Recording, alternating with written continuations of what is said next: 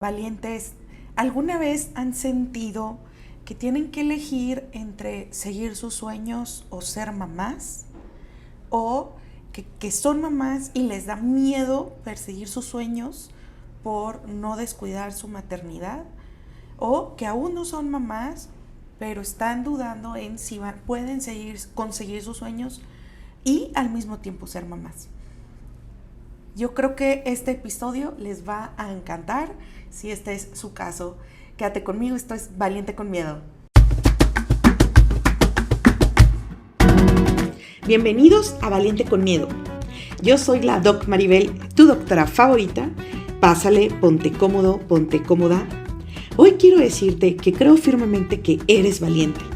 Y justo mi objetivo es que a través de historias, herramientas y reflexiones que te compartiré acerca del miedo, logremos atravesar nuestros más grandes miedos.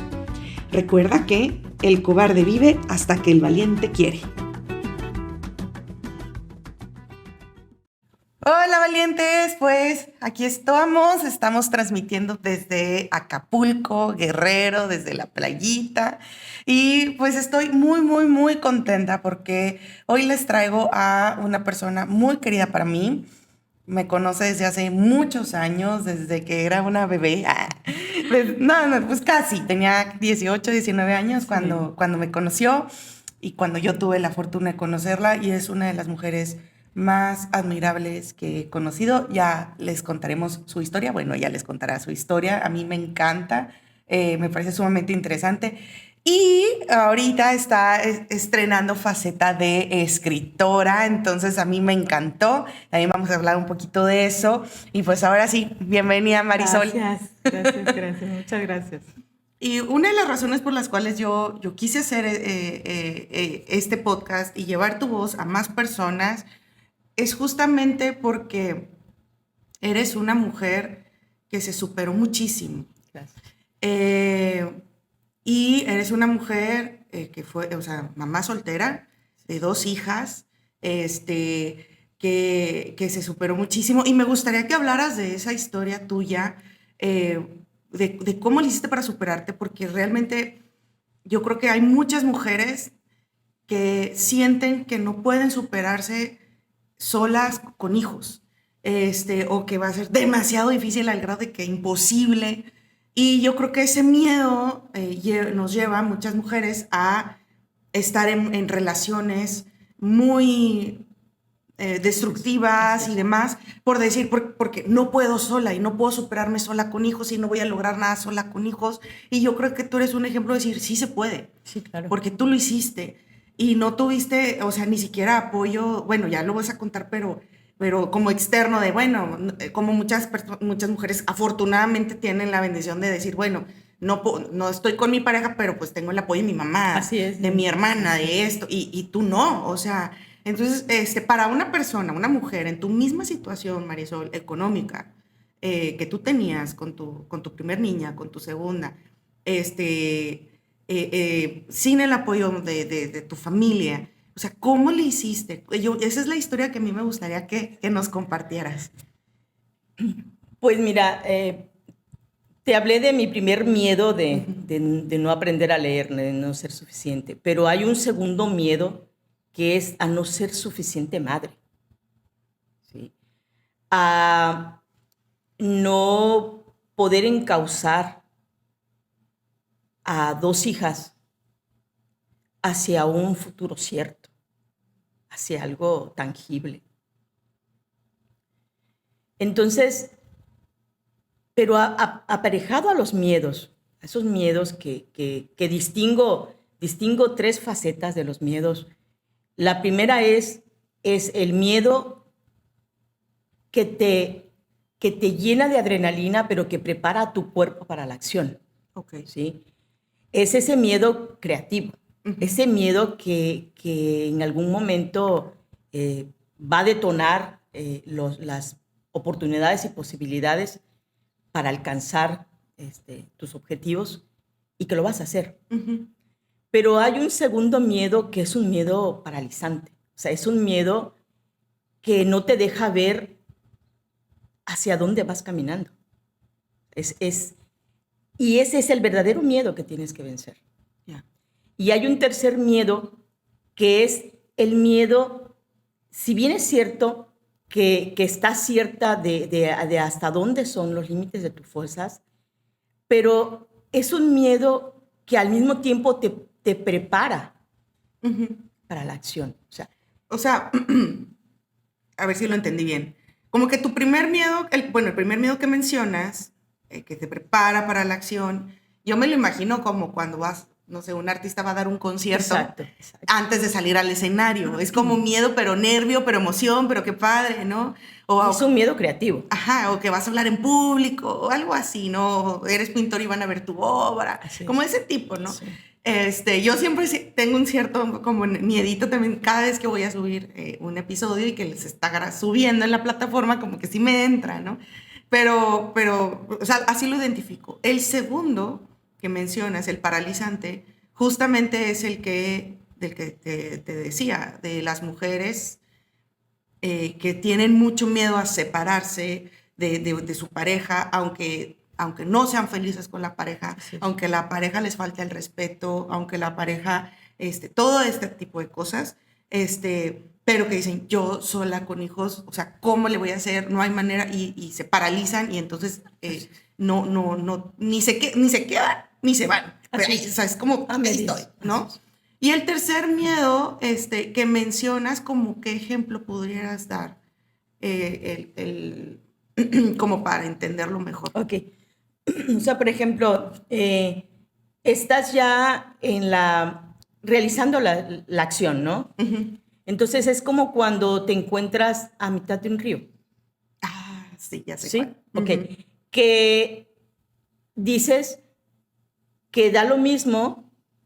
O sea, estás a la misma distancia de pasar el río o regresarte. Sí. ¿Sí? Entonces, es ese miedo que finalmente te dan el impulso de decir y de decidir y de estar consciente y decir, bueno, si voy a ocupar las mismas fuerzas para regresarme que para seguir, pues entonces decido seguir. Sí.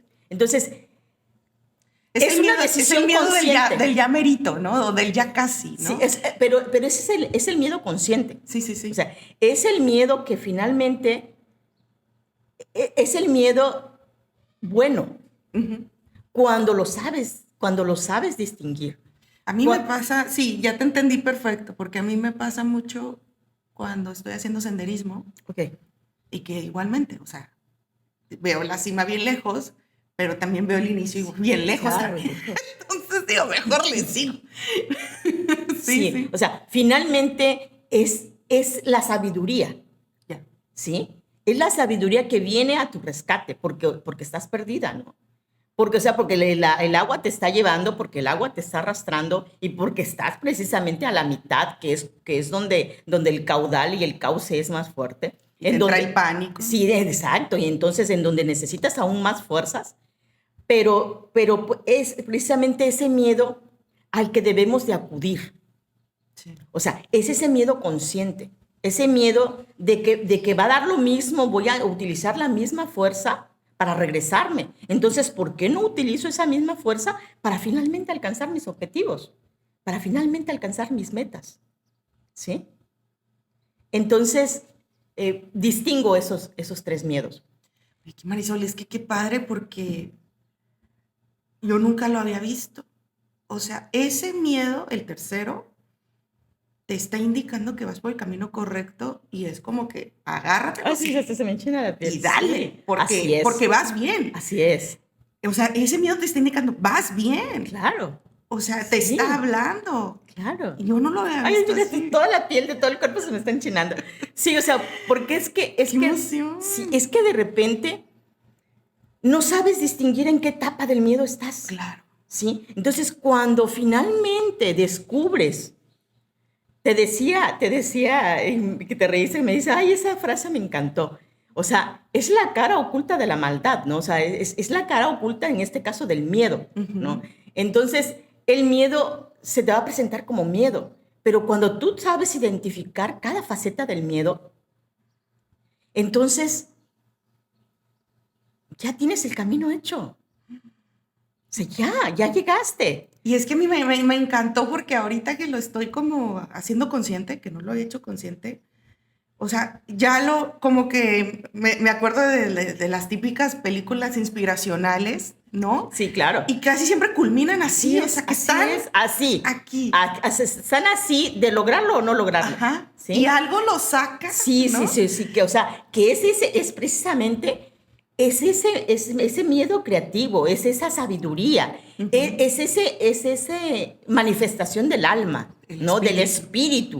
espíritu, ¿no? Exacto. O sea, es el espíritu en su esencia. Sí. Eso es el espíritu que se está manifestando. Y entonces, es ese impulso que necesitas para llegar al otro lado y regresar a reírte del miedo, ¿no? Y decirle, ja, ja, ja. O sea, te gané, ¿no? O sea, finalmente estoy acá de este lado, ¿sí? Ok.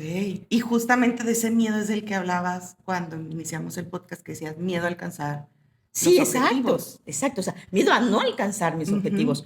Pero te digo, pero cuando distingues esos miedos, finalmente esos miedos son tus amigos. ¿Por qué? Claro. Porque también el miedo te protege de ti mismo. Sí. Sí, porque muchas veces, muchas de nuestras acciones, si no existiera el miedo, estaríamos expuestos y vulnerables todo el tiempo, porque como seres humanos, a veces somos demasiado irracionales, ¿sí? Nos gusta jugar a la ruleta. Ujú. O sea, nos gusta sentir la adrenalina, porque finalmente la adrenalina, pues, es una sustancia que es adictiva, ¿no? Y que el cerebro Sí, adrenalina y dopamina. la Claro. quiere, ¿no? O sea, el cerebro la quiere porque puede confundir algunas cosas y dice, pues estoy feliz, ¿no? Ujú.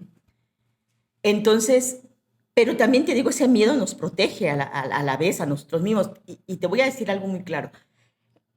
Por ejemplo, perdón. Ujú. Supe de un caso de una jovencita que hace jumping en los puentes, Ah, sí, sí. ¿sí? Perdón. Como bungee. Ajá, como un bungee. Ah, Ajá, ok. pero es libre, caída libre. Ajá. Entonces no quería, y no quería tirarse, pero iba con un grupo y en ese grupo iba su novio. Ujú. Entonces le estuvieron insistiendo y finalmente cede Por presión social. por presión, ¿no? Y porque el novio y porque, bueno, pues venimos en pareja y es algo que ya lo habíamos hablado y ya era el propósito de este viaje y cómo no lo vas a hacer. Entonces, bueno, se tira y se mata. ¿Qué le pasó a la cuerda? Sí, se rompió la cuerda y se murió. Oh. Sí. Entonces, ahí su miedo la estaba protegiendo. Exactamente. Entonces hay esa parte instintiva del ser humano que se manifiesta en miedo, ¿sí? Pero finalmente ese miedo es para protegerte. Entonces, vaya, que mi objetivo en este momento, en esta entrevista, sería que supiéramos distinguir en qué etapa de nuestro miedo estamos. Claro. ¿Sí? Y entonces, ¿hacia dónde vamos a dirigir nuestro andar? Y si los objetivos son fácilmente alcanzables. Y justamente lo acabas de decir algo bien padre, Marisol, de observarlo. Claro. O sea, porque a veces, o sea, por decir, a mí me pasaba que yo ni siquiera lo sabía observar, ni siquiera lo sabía identificar. Y había veces que estaba enojada, irritable, claro. o deprimida y estaba muerta de miedo. Así es. Entonces, ni siquiera como que podía decir, a ver, ¿qué me está pasando? Número uno. Así es. Y ya una vez que lo observas, que para eso sirve mucho el coaching, por cierto, es decir, bueno, ¿miedo a qué? Y entonces ya te das cuenta que a veces es irracional, que a veces es a nada, que a veces es un anclaje del pasado, que a veces es protección, o que simplemente estás en ese camino donde vas bien y te está diciendo el miedo, órale, o sea, claro. date, o sea, métele turbo, ¿no? Así es. Y bueno, Marisol, y volviendo al tema de tu historia, y cómo ha sido tu historia, o sea, de vida y tu caminar justamente viviendo estos miedos. Bueno, en primera, pues paso esa etapa de la primaria, llego a la secundaria muy, muy crecida, Ujú. ¿sí? Sabiendo que pues es cuando te propones algo y que lo haces con fortalezas, con entusiasmo, lo alcanzas. Sí, ya tenías Entonces, mucha confianza en ti en la así secundaria. es. Ujú. Entonces llego a la secundaria bueno, salgo de la primaria con promedio de 10. Ujú. Llego a la secundaria y igualmente, o sea, salgo con un promedio de 9.9. Entro a la preparatoria, pues, con una confianza en mí pues, ciega. Y en la preparatoria, pues, me identifico demasiado, o se identifican demasiado conmigo los jóvenes. Y empiezo a ser líder, Ujú. ¿sí? Me nombran líder de movimientos juveniles. Este, Y siento que hay liderazgos con los que se nace, ¿no? O sea, que es una herramienta que te va a servir también, obviamente, para acelerar tu crecimiento, pero en ese acelerar de tu crecimiento es agarrar de la mano a los demás, ¿no? Y que no vas a caminar, porque ser líder es que no vas a caminar por delante, sino que vas a caminar a la par con las personas con las que vas a crecer. Entonces, pues muy crecida, muy fortalecida, líder nata de movimientos juveniles.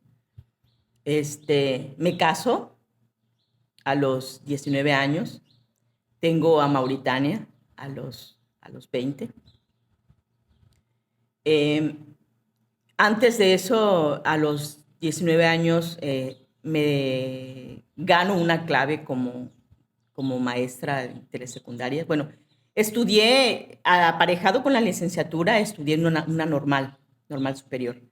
Entonces, esa profesionalización me sirvió para tener una clave como docente de telesecundaria.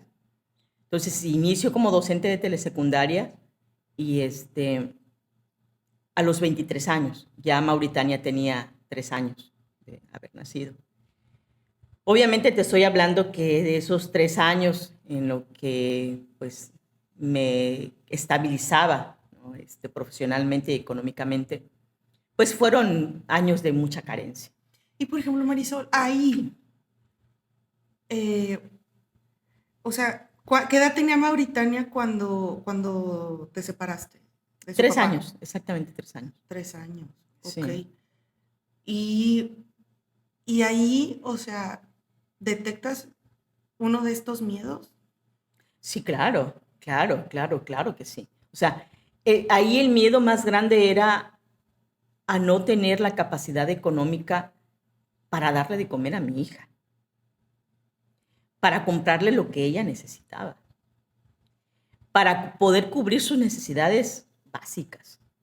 O sea, ya no necesidades de lujo, ¿no? Sino necesidades básicas. Entonces, ese miedo a no ser buena madre. Y luego, con un matrimonio en donde la otra parte jamás se interesó en aportar, o sea, en aportar absolutamente nada, o sea, nada. Tenerme que hacer cargo de todo, o sea, de pagar renta, de comprar alimentos para los tres, de necesidades médicas de Sí, Mauritania, todo. entonces, o sea, todo. Entonces, llegó el momento en que dije, bueno, a ver, Marisol, ¿de qué te sirve estar con alguien que es una carga para ti? O sea, que finalmente es tu hijo mayor, Ujú. ¿sí? Y que no te está ofreciendo ningún respaldo, que no te está ofreciendo absolutamente nada.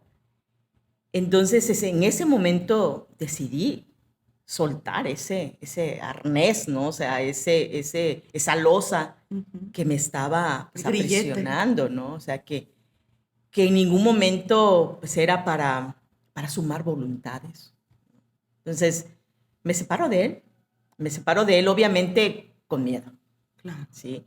Con miedo aún sabiendo que era la proveedora total de todo, pero siento que ahí el miedo era a que los demás vieran que no había podido retener a un hombre, ¿sí? O sea, que la sociedad me iba a señalar y decir, no, pues, quién sabe por qué, ¿no? O sea, quién sabe cuál sea la situación oculta, ¿no? Ujú. Entonces, generalmente cuando una mujer se separa del hombre es porque, pues quiere la libertad, ¿no? O sea, quiere hacer de su vida lo que quiere, ¿no? Cuando finalmente no es así, o sea, siento que crecemos con estigmas, ¿no? O sea, Totalmente. que la sociedad estigmatiza a la mujer y más a la mujer cuando se separa, más cuando es un divorcio. Y lo peor es que luego nosotros internalizamos esos juicios y Así los es. creemos Así es. Y los y los validamos. validamos Así es. y así nos juzgamos. Así es. Y muy duramente. Y entonces yo, o sea, yo siento que eso es lo que es bien duro cuando te separas, cuando te divorcias.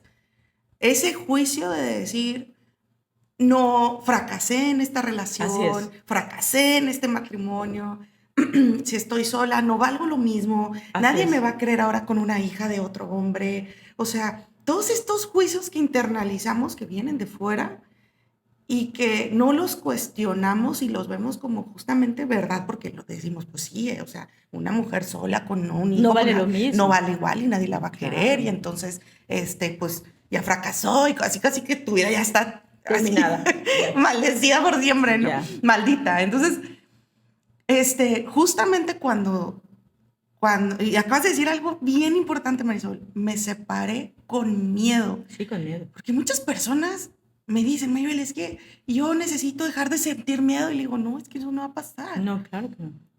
Y si tú te esperas a no sentir miedo para separarte o para tomar una decisión o para tomar acción o lo que sea, eso no va a pasar porque es parte de la humanidad. El miedo viene, es como, ya lo traemos. Es como esperarte a que ya, cuando ya no sea morena, entonces me divorcio. Pues no. O sea, Claro. entonces con miedo. Y luego lo que pasa es justamente enfrentar esos juicios propios, Así.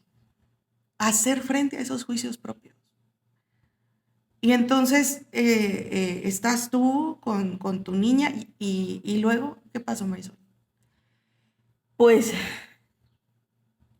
a veces dices que cuando te sucede algo, como que viene una nube negra, se posa arriba y te sucede todo, ¿no? Ah, O sea, por ejemplo, la racha. se descompone la licuadora y se descompone la lavadora, la plancha, o sea, Te sale la sí, gotera, todo, o se sea, te poncha el carro. sí, ¿por qué? Porque pues, obviamente estás jalando energía negativa, ¿no? Si Estás estás en un vibrando así, círculo de negatividad y pues todo es posible llega el ahí, perro ¿no? y Todo y te orina. te orina. Sí, entonces,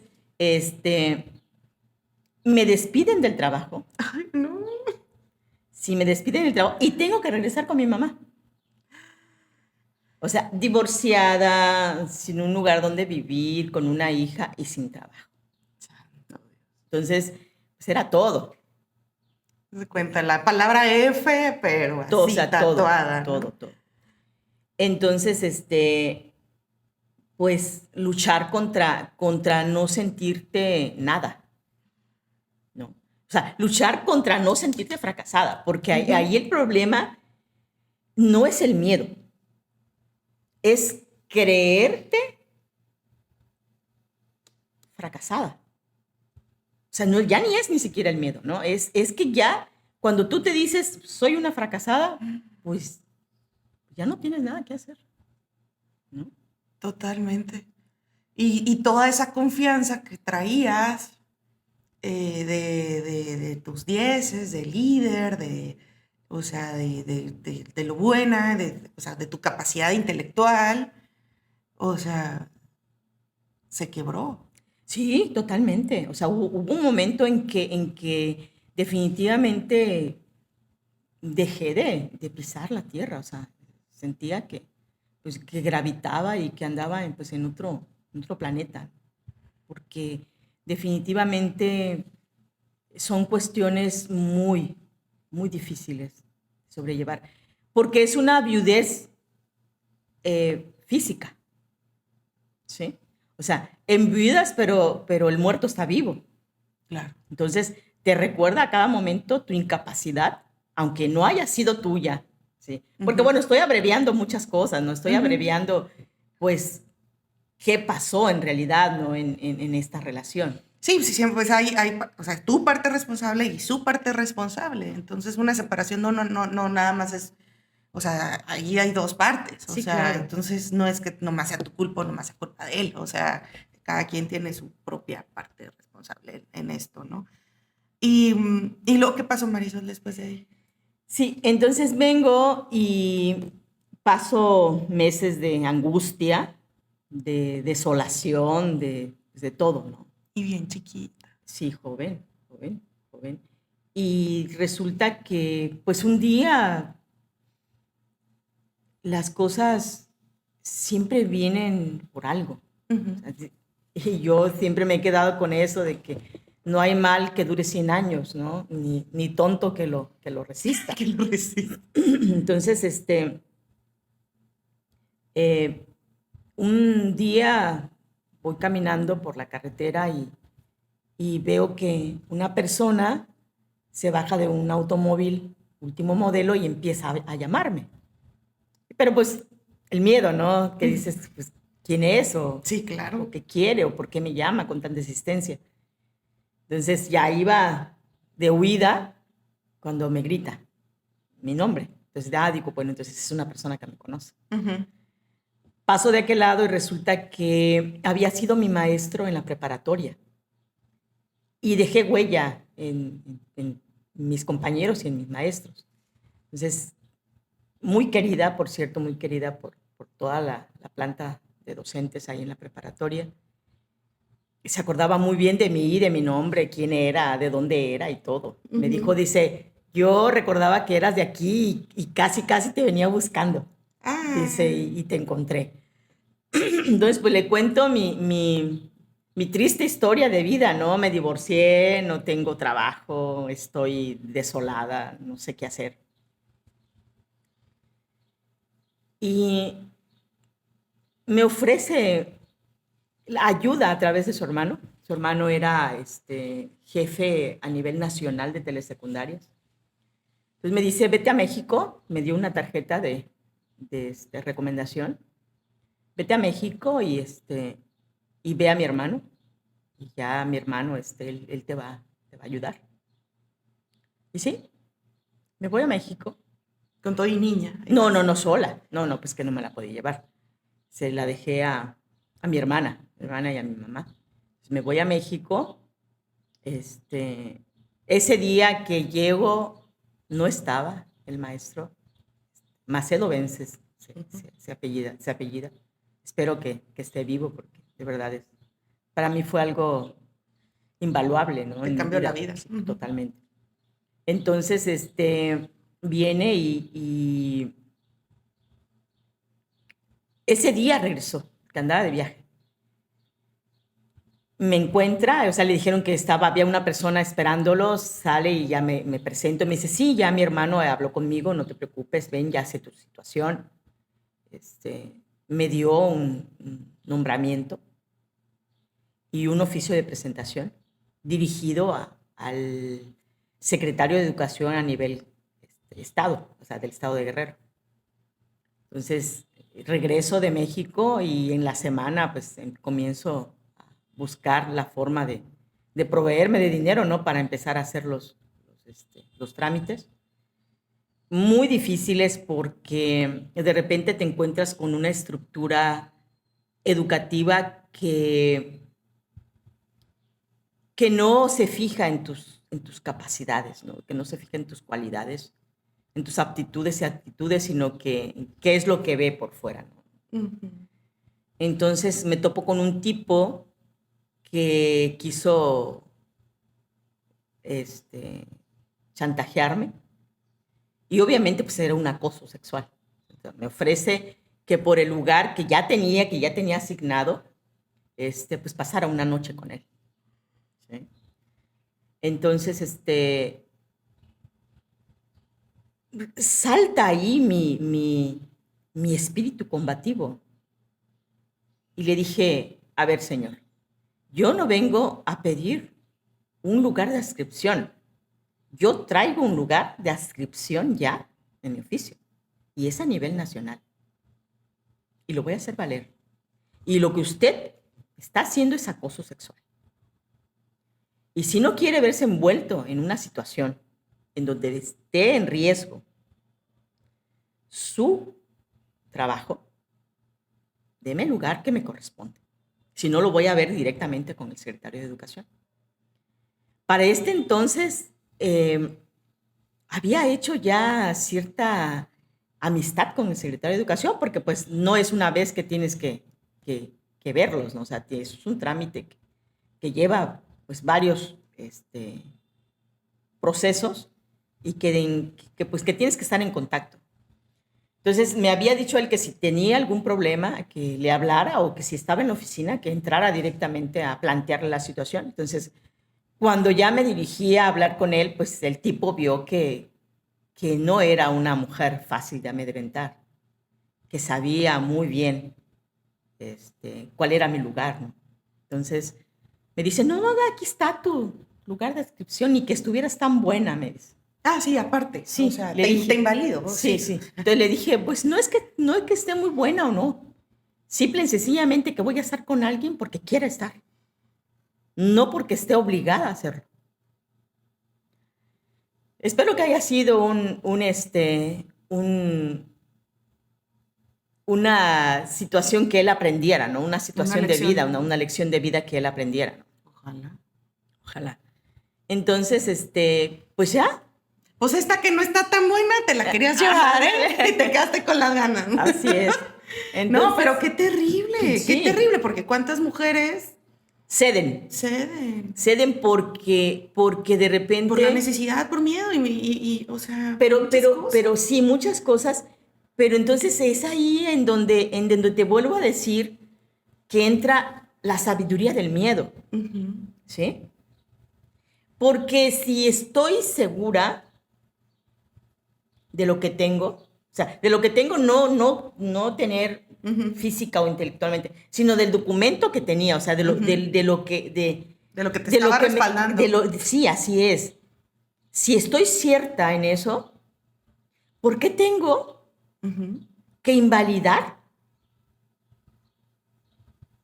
Y para validar otra acción que va en contra de mis valores morales, que va en contra de mis preceptos, ¿no?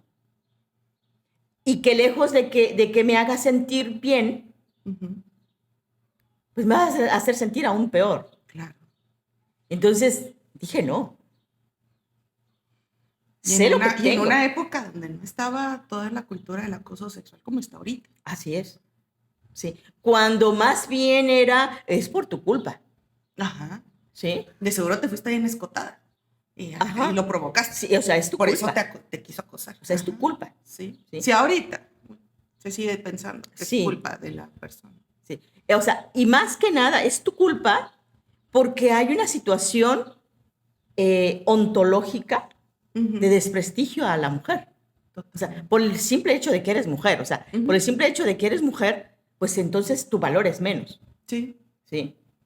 Y entonces tienes que pelearlo doble que un hombre, ¿no? O sea, un hombre, si hubiera llegado un hombre, sin problema, aquí están. Inclusive, ni hubiera tenido que ir tantas veces. No.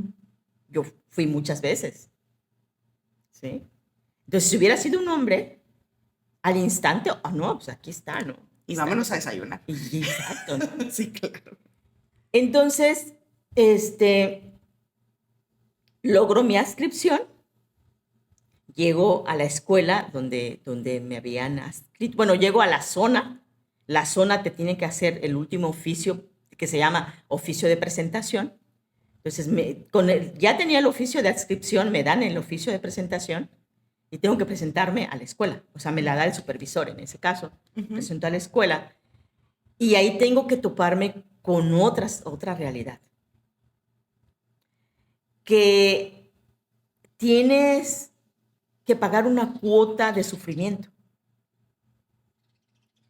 porque es algo que te hicieron a ti Ya. y que tú lo vas a hacer. Sí. ¿Sí? Sí, pasa lo mismo en medicina. O sea, el médico adscrito maltrata al residente del cuarto año y el del cuarto año, el del tercer año y el de Así dos. es. Y es una cadena, Ajá. ¿sí? Que nos separa, ¿no? No, porque pues, y yo ya pasé por eso y si yo pasé por eso, te Claro, toca a ti. claro, claro. Entonces llego a la escuela y la maestra, que en ese tiempo era maestra, o sea, era directora, pero con grupo. Ujú. Entonces tenía el grupo de tercer año y me dice, bueno, pues te toca tercer año. O sea, imagínate, con 23 años, que nunca había tenido experiencia en la docencia, o sea, que no había ejercido como docente, que finalmente había terminado, pero que no había tenido la oportunidad de ejercer. Sí, sí. O sea, con 23 años tengo que ser docente de alumnos de 17, 18 años, 19 años, porque eran alumnos rezagados. Santo Dios. Entonces, o sea, imagínate, todos los días iba temblando, porque había acoso. Pues es que eras casi de su edad. Sí, o sea, había acoso de los alumnos. Y me decían, pues en el salón eres mi maestra, pero afuera no. Así. Entonces un día le digo a la maestra, a la directora, le digo, ¿sabe qué? Pues es que tengo problemas. Pues es tu problema, porque no tienes autoridad. Tienes que ejercer tu autoridad. Bueno, ¿y cómo ejerzo esa autoridad? ¿No? Pues con las calificaciones.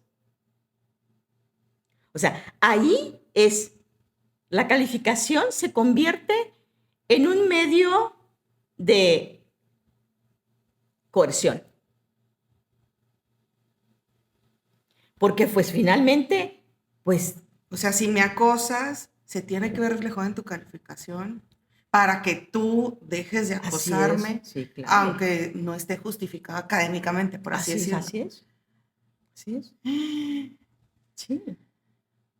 Entonces, todos los días iba temblando y el estómago así, o sea, tenía el estómago inestable todo el tiempo porque, pues porque temía. A que te hicieran algo, claro. O sea, se pueden poner de acuerdo, esperar a que salgas. Claro.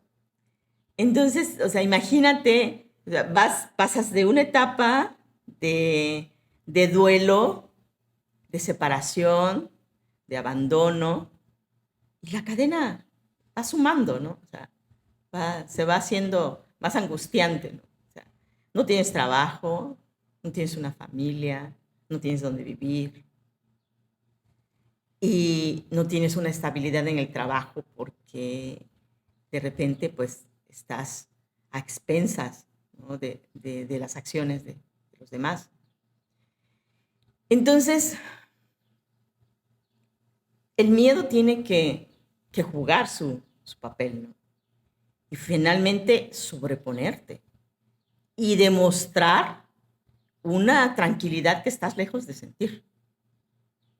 Demostrar un posicionamiento que no sientes, pero que te lo tienes que creer. ¿Sí? Claro. Y tienes que pelear por ese lugar. Claro. Entonces, que es una jungla de supervivencia. Uh-huh. O sea, aquí lo que quiero recalcar es que no hay vivieron felices para siempre. No. O sea, no hay y todo fue color de rosa. Porque aparentemente, o sea, alguien que no sabe todo esto y no sé, conociera tu historia por encima, como que se escucha de que, bueno, le fue... Le fue bien. Aparte que le fue bien, sería como que, pues sí, o sea, batalló con su mamá en su infancia, pero luego ya mejoró en la secundaria prepa, tuvo problemas con el esposo, pero luego ya le ofrecieron un puesto y ya, tan, ¿no? Creció y ya. Aparentemente pareciera así, y no. No. O sea, apenas era el inicio. de todo lo que de venía. tantas batallas que tendrías que librar, ¿no? Claro. Que tendrías que ir sumando como parte de tus victorias, ¿no? Y pues bueno, finalmente dejo ese grupo, termina ese grupo, llega un grupo de menor edad con los que hago pues trabajos pues más apegados a la edad de ellos. La verdad es que en ese momento, en ese momento, la docencia para mí empieza a ser una experiencia grata. Porque descubro que me gusta, que me gustaba estar como docente. Que era parte de lo que te decía, que de repente te descubres y dices, es que nací para esto, ¿no? Ujú. Entonces, había nacido para eso, para ser docente. Y tan es así que tengo grupos de WhatsApp, que mis amigos en Facebook son mis exalumnos Ujú. y con quienes tengo una amistad entrañable. Aparte, la secundaria es una etapa donde sí, qué padre que cuentas con un buen docente. O sea, porque es una etapa de mucha vulnerabilidad, estás encontrando tu propia identidad, tu propia voz, no tienes autoestima, hay mucha presión social, entonces y a veces en casa no hay el soporte Claro. emocional. Entonces tener a alguien, o sea, como que un espacio seguro en tu salón, que es donde pasas casi todo el día o gran parte de tu día, qué padre, qué bonito decir, ah, ya llegué a la escuela. O sea, a mí me pasaba al revés, o sea, yo era, ya me quiero ir de la escuela, por favor, porque era muy diferente, pero qué bueno que como que pasó eso y que dijiste, ya, o sea, aquí ya me gustó la docencia, ya me gusta lo que estoy haciendo, o sea, ya cambió y ya pasó esa etapa, ¿no? Ese terreno sinuoso, por así decirlo. Y luego de ahí, Marisol. Pues entonces empieza la pelea, la disputa con tus compañeros docentes. Porque entonces, ¿por qué yo de nuevo ingreso Uh-huh. estaba en un lugar privilegiado al 100? Porque aparte estaba a 15 minutos de donde vivía, Uh-huh. a orilla de carretera. Cuando las telesecundarias, en ese tiempo, todas estaban en medios rurales, pero inaccesibles. O sea, ¿Telesecundaria es porque tenían teles? sí, porque Ah, son las clases son televisivas. ok. ¿Y el docente presencial qué hacía? O El sea, docente reafirma lo que ve en las clases ya, y ok. pone actividades y finalmente propicia Ujú. el aprendizaje. Pero digamos que la teoría es en La la teoría es tele en la tele. y ya el docente lo aplica. Así lo aplicas Ya. y de alguna forma eres un intermediario, Ujú. ¿sí? Entre una y otra. Entre uno y otro. Así Para que es. no nomás lleguen y ahí está la tele y ahí te vas, ¿no? No, o sea, Ok. es esa parte. ¿No? Entonces empezó la disputa con... Sí, Ok. sí, con mis compañeros docentes porque yo, Por celos, envidia. sí, o sea, porque si todos estaban a 8 horas caminando, o sea, llegaban a un lugar y de ahí tenían que caminar 8 horas, 10 horas, 12 horas para llegar a donde estaban las escuelas de telesecundaria, porque la telesecundaria surge precisamente para dar respuesta a los lugares marginados, Ok. porque nacen para lugares marginados. Ujú. Entonces, fue la primera escuela que estaba en un medio suburbano. Entonces, tus compañeros docentes que estaban más alejados Sí, que se estaban sí, quejando que por claro, qué tú estabas ahí. porque que estaban a 8 horas y que Ujú. ya tenían, por ejemplo, Años. años, que ya tenían 6, 7 años de antigüedad. O Ujú. sea, porque Marisol había llegado a ese lugar privilegiado. Y luego, Pues bueno, lo típico, pues con cuánto se acostó, qué dio, qué hizo, de quién es amante, sí. tantas cosas, ¿no? Pero obviamente lo que se tiene que hacer en esos casos es que tienes que reafirmar y confirmar por qué estás ahí. Y obviamente es a través del trabajo, a través de tu capacidad, de qué es lo que generas en tu ambiente de trabajo, qué es lo que generas en el aula. Entonces, y eso habla definitivamente de algo que se tendrá que traducir en un crecimiento. Totalmente. ¿Sí? Porque te están obligando a salir de tu zona de confort. Te están obligando a dejar tu espacio seguro porque ya decía, es que aquí me siento bien. Pero entonces ahora vas a luchar contra los demás. ¿Sí? Y pues ese interjuego, esa situación que pudiera, y lo quiero extrapolar, que pudiera ser para algunos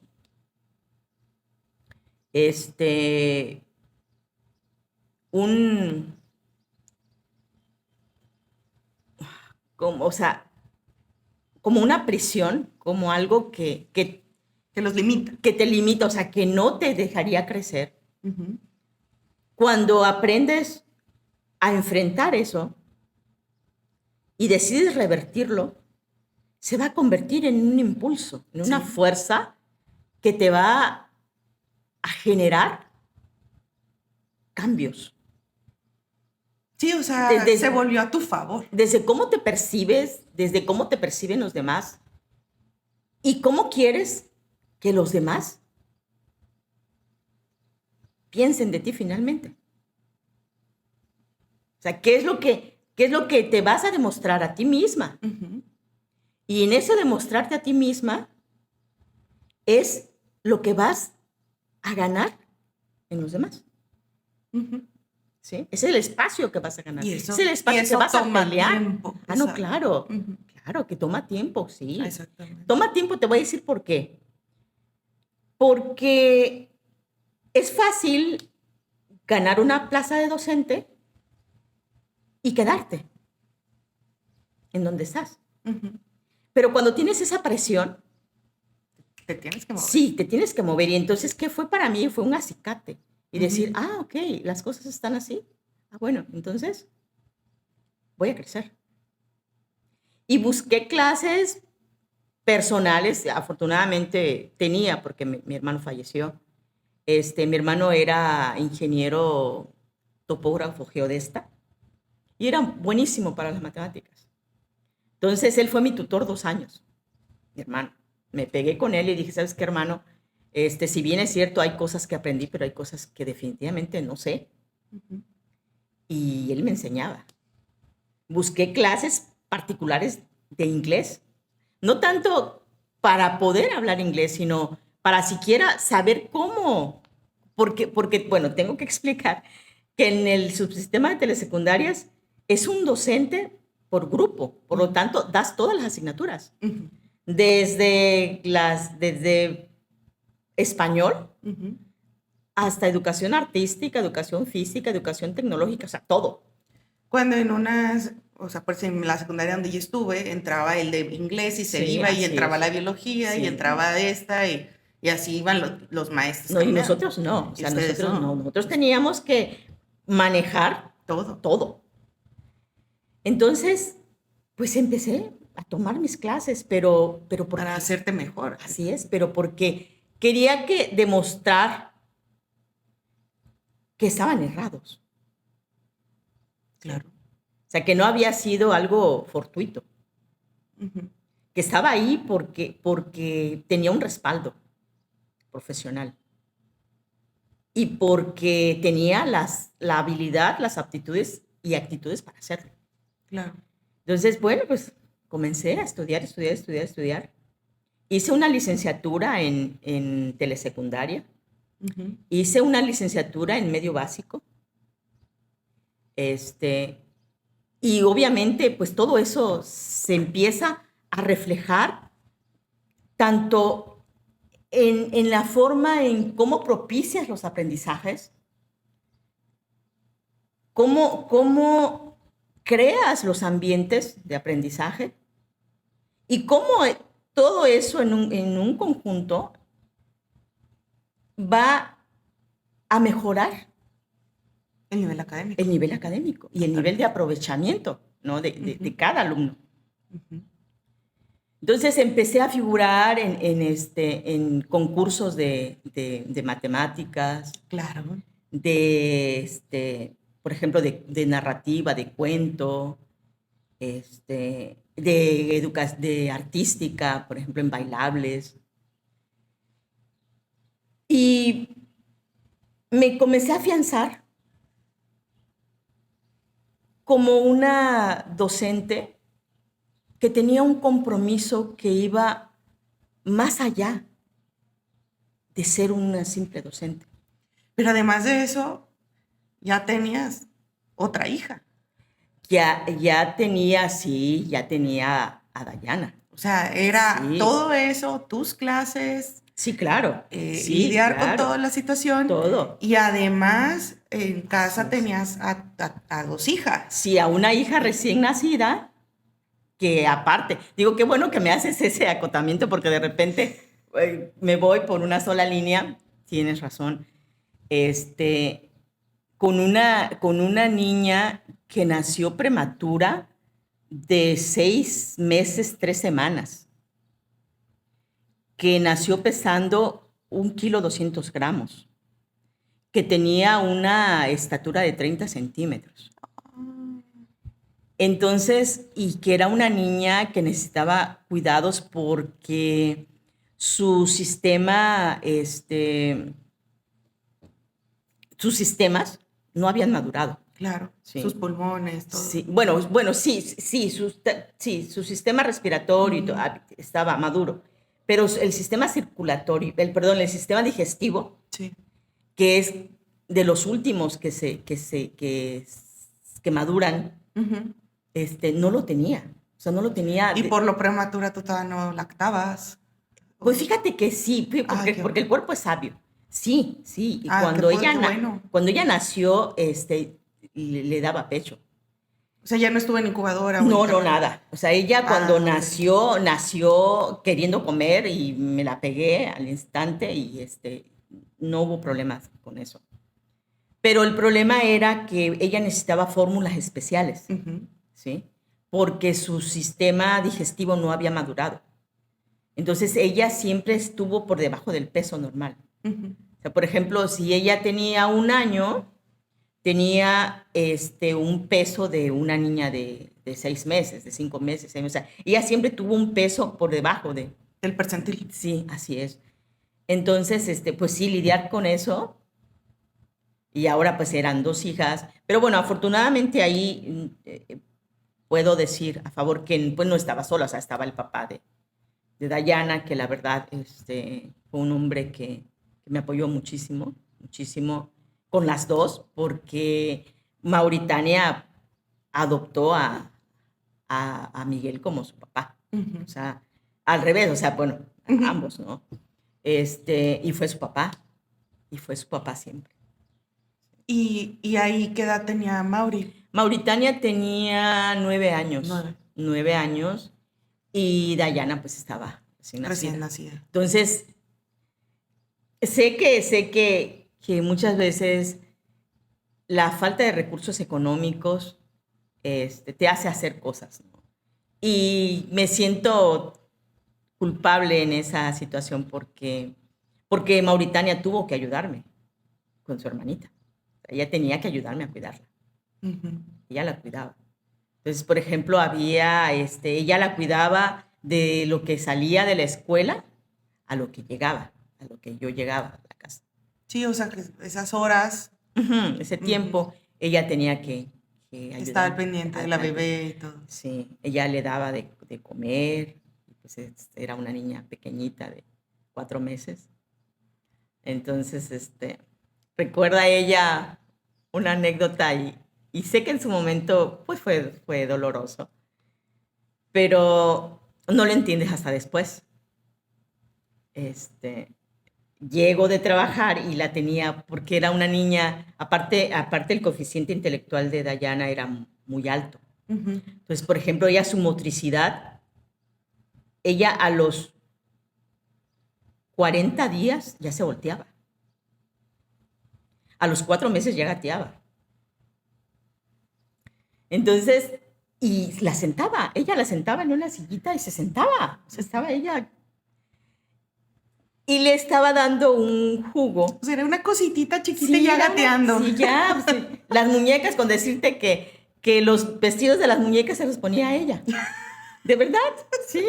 Sí, varios vestidos de muñecas se los ponía ella porque pues Le cabía estaba su pequeñísima. muñeca, su muñeca viviente. Sí, Y entonces llegaste a trabajar, llego ¿no? de trabajar y resulta que me dice, mami, me dice Mauritania, mi hermanita ya le enseñé a tomar en popote. Y estaba la monita tomando con el popote. Pero veo que el frasco, pues era Tetra Pak, estaba sudando, estaba congelado y la niña tenía una tos terrible. Así que le dije, ¿cómo te pones a hacer A eso? darle A hielo. darle hielo a tu hermana. Y le pegué. Ah, Entonces, lo que ella había hecho, o sea, esa acción tan importante que había hecho, pues quedó neutralizada con el regaño y claro. los golpes, porque pues no eres perfecto, ¿no? Y aparte, justamente era lo que te iba a decir, Marisol. O sea, o sea, un trabajo muy demandante, sumamente demandante, y además 2 hijas en casa y un esposo, y tú.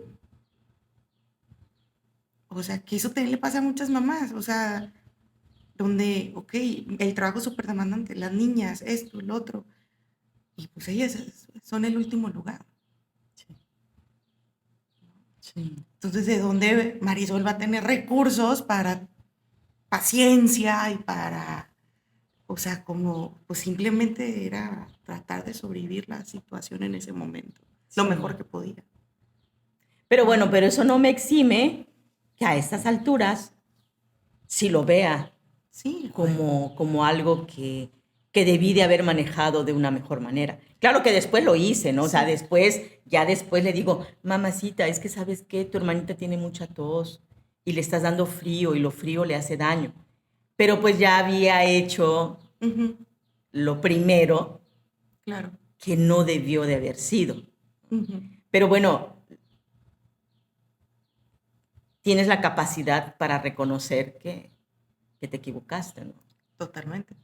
Y tuve la capacidad para pedirle disculpas y decirle, ¿sabes qué, hija? Discúlpame, mira, pues vengo cansada, vengo estresada y pues tu hermanita está muy enferma.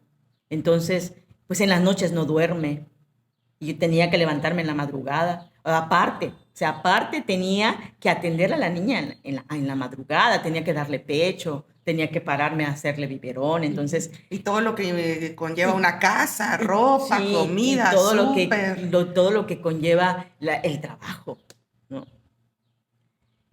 Y pues bueno, pasa eso y sí es muy complicado amalgamar tu vida sentimental, tu vida profesional, tu vida como madre, tu vida como mujer, tu vida como hermana, como hija, como tantas cosas. Y siento que a veces eso es lo que nos lleva a abandonar lo que estamos haciendo. O sea, no es tanto que no tengamos la capacidad para hacerlo, Ujú. sino que son los elementos adyacentes, Que se vuelve muy abrumador. sí, o sea, adyacentes a la situación, al proceso, Ujú, lo que empiezan a pesar más, ujú, ¿sí? Y empiezan a exigirte más. ujú, Y entonces abandonas lo que estás haciendo, ujú. ¿sí? Sí, claro. Pero regreso otra vez a la sabiduría, ¿sí? regreso otra vez a la sabiduría interna, que es la depositaria de nuestras fuerzas, lo que finalmente te va a proyectar y te va a impulsar a hacer lo que tienes que hacer. Aún a pesar de todo eso, tenía que irme porque cuando inicié la telesecundaria tenía que irme a Chilpancingo. Entonces tenía que irme toda la semana. Bueno, pero era solo en el periodo de vacaciones. Era todo solo el periodo vacacional, que era, por ejemplo, en junio, que era mes y medio, y en diciembre, que eran 15 días, ¿sí? Que para los cursos, para la licenciatura. Ok.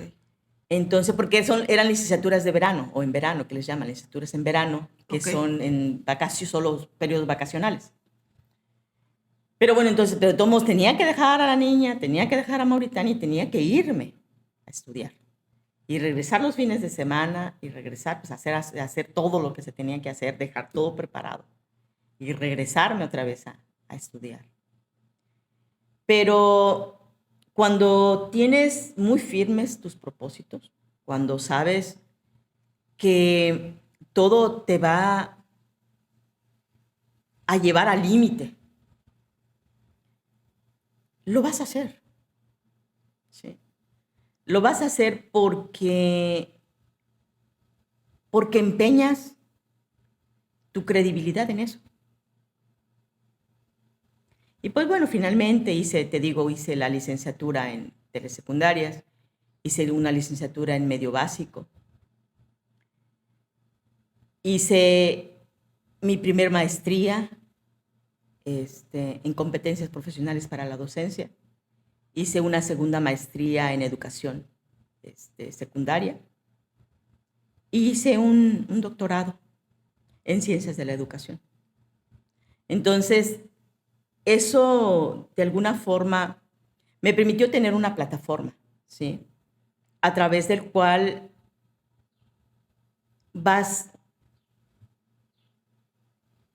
a demostrar que lo que te creas para ti, o sea, lo que crees en ti, lo creas. Sí, porque finalmente lo que crees, lo creas. Sí.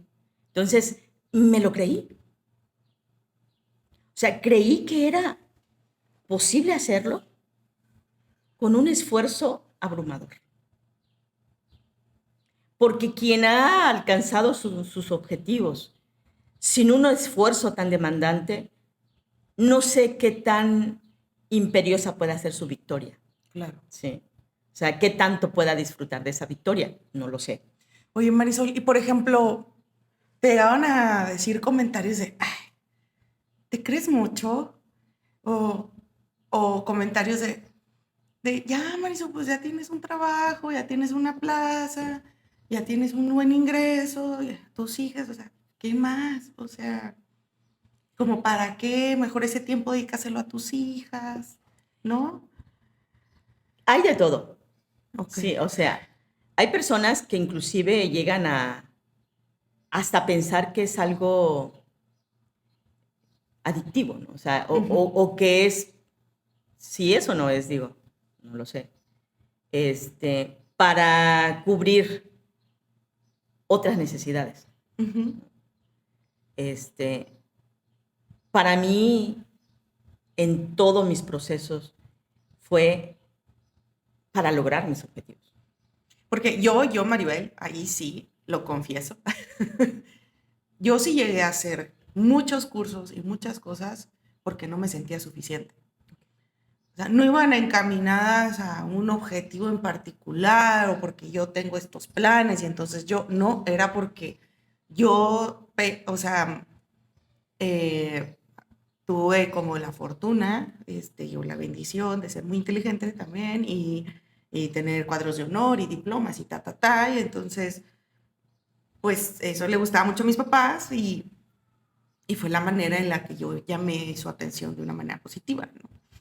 Y después, justamente, pues ya hice medicina, aplauso, y luego ya no quise hacer la especialidad, muy mal yo, pero hice otras cosas, hice otra maestría, hice este curso de esto, certificación, muchas cosas. Pero yo sí, yo sí lo llegué a sentir adictivo cuando llegué a estar como en 5 cursos a la vez de distintas cosas, donde yo dije, o sea, aquí no, no, o sea, no, no hay como, o sea, los estoy haciendo porque quiero llenar algo Ok. y quiero cumplir algo o sentirme plena o feliz o algo así. Yo sí lo vi en mi caso. Y ahí fue cuando dije, a ver, pues espérate. Y la verdad es que dije, no voy a hacer ningún curso en un año. O sea, que ese fue en el 2019. Porque yo todavía terminaba uno cuando ya estaba pensando en el otro y me llegué a abrumar de cursitis. Entonces, en el 2019 dije, ya no voy a hacer ninguno este año y veía y yo, no, Maribel, aguántate. Y aguántate.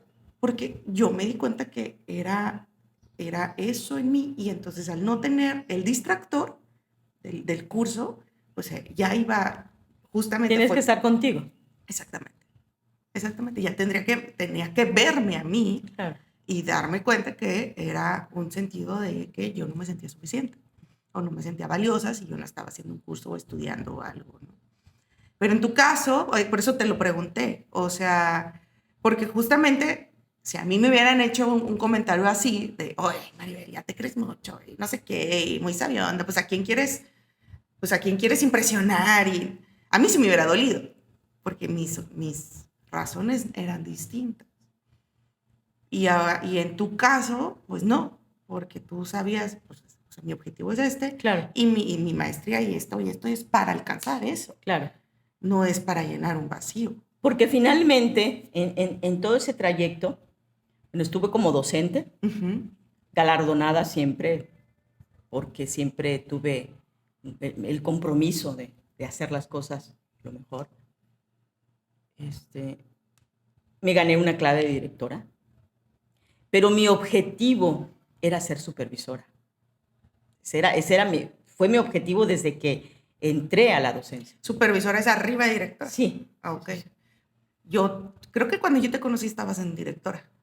era directora, sí. Porque hasta fui a la escuela, me acuerdo. Ujú. Sí, sí, sí.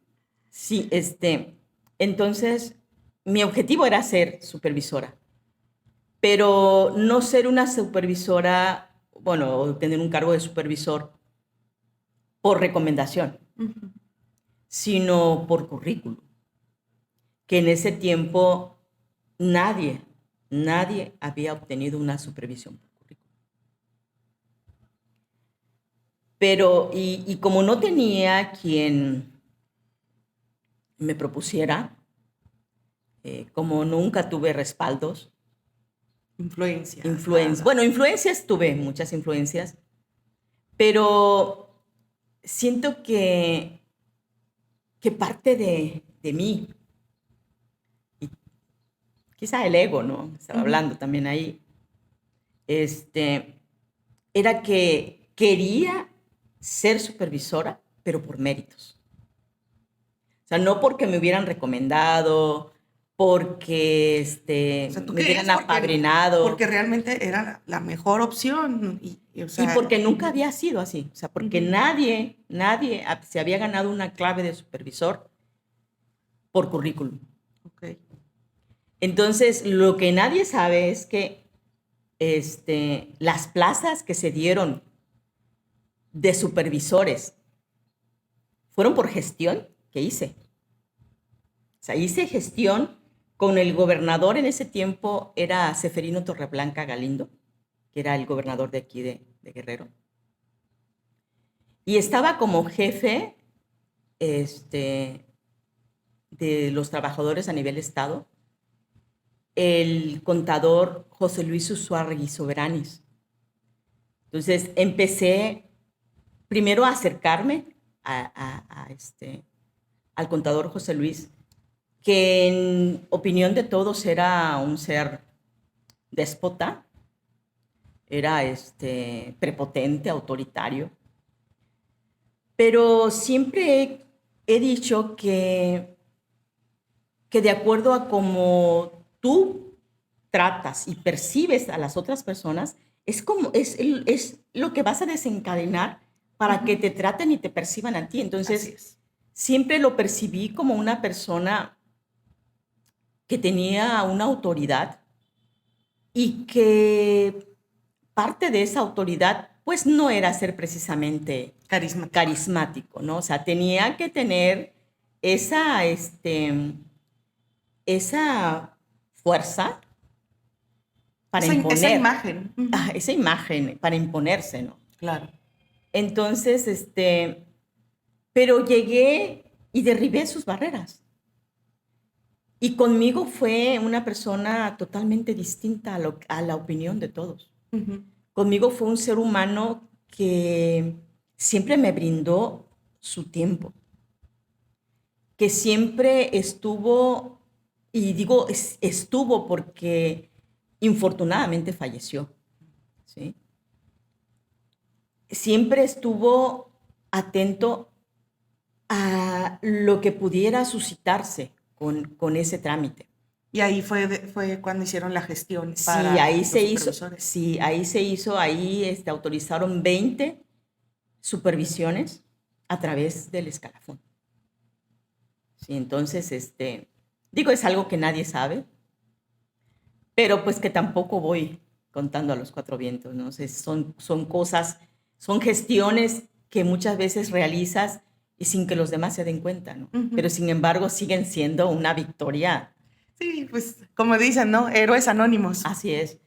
Entonces me gano la clave de supervisora y la clave número 1 a nivel estado, porque tenía, obviamente, pues un escalafón altísimo, ¿no? ¿Cuántos años tenías persiguiendo ese sueño? Ese sueño.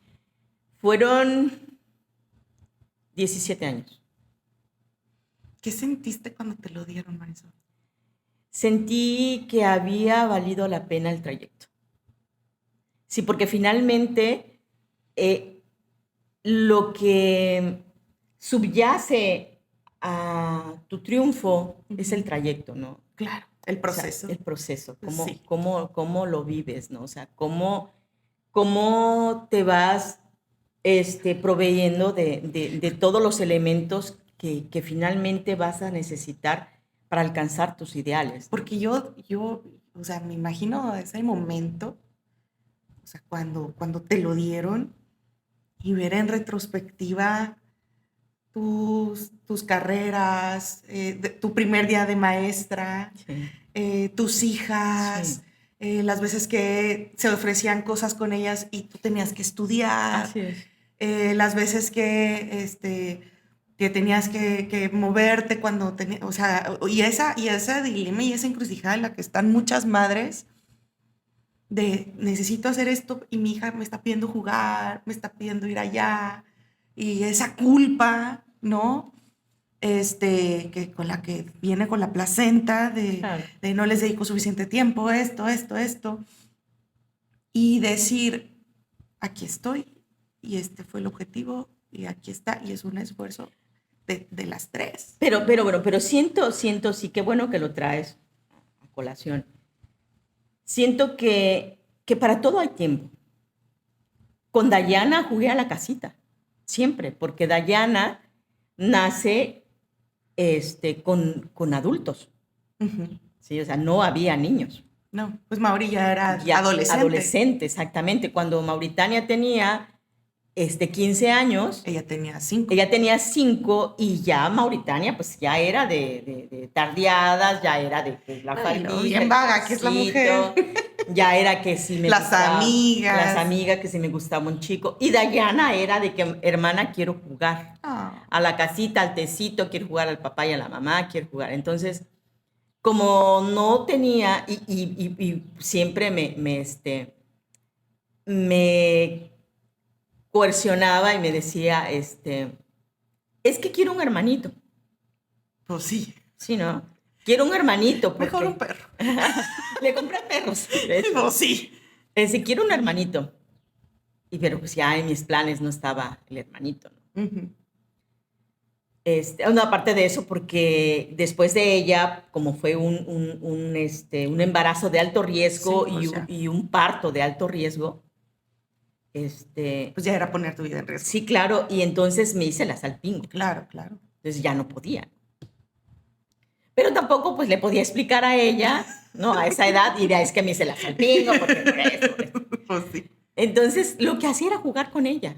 Y si le preguntas a Mauritania, Mauritania tiene muy en su mente eso de que mamá, ¿cómo le hacías? O sea, ¿cómo le hacías llegar cansada de trabajar? Y ya, Dayana ya tenía la sala convertida en casita de campamento, ya tenía sábanas, sí, en cada, o sea, y ya me estaba esperando. Ah, Ya cuando llegaba, mami, ya vamos a jugar a la casita, y yo así, primero comemos. O primero voy a hacer de comer. Ay, mami, se va a hacer tarde. Sí, mamita, pero entonces, vaya que hay un tiempo para ser mamá, hay un tiempo para ser pareja, hay un tiempo para estudiar, hay un tiempo para ser tú. Bueno, en ese no hay tiempo para ahí ser no. tú. Ahí no, no, no, me regreso, me regreso. Hay tiempo Eso ya es para ser yo. avaricia. Sí, hay tiempo para ser yo ahorita, ¿no? Que soy Sí, jubilada ahorita. Y bueno, tus y que hijas ya mis hijas ya grandes. están grandes. Y en ese tiempo, pues no había tiempo para mí, ¿no? Pero había tiempo para lo demás. Agobiante, cansante, muy cansado. Pero, pero todo tenía un porqué. ¿Y qué edad tenía ya Dayana cuando te separaste por segunda vez? Tenía, es que no hubo una separación como tal de segunda vez, porque, porque al papá de Dayana lo asesinaron, Ujú. ¿sí? Entonces, pues fue una ruptura, pues violenta, ¿no? O sea, obligatoria. Sucedieron algunas cuestiones antes de su fallecimiento que nos dieron pausas, ¿no? O sea, que aletargaron el proceso de la convivencia. Ujú. Pero siempre hubo esa cercanía con, con las hijas. ¿Sí? Siempre hubo ese nosotros. Porque creo que yo a Dayana la conocí La conociste a los 12 años. 12 años. Sí. A los 12 años y Miguel fallece cuando Dayana iba a cumplir 15. Ya. Pero obviamente hubo situaciones en que sí se dio una ruptura, ¿no? Que sí se dio desencuentros. Porque pues bueno, los matrimonios Sí, claro. no son perfectos, ¿no? Y por decir, ya tenía Dayana 15, Mauri 25, Sí, cuando te quedaste tú sola con las dos. sí, así es.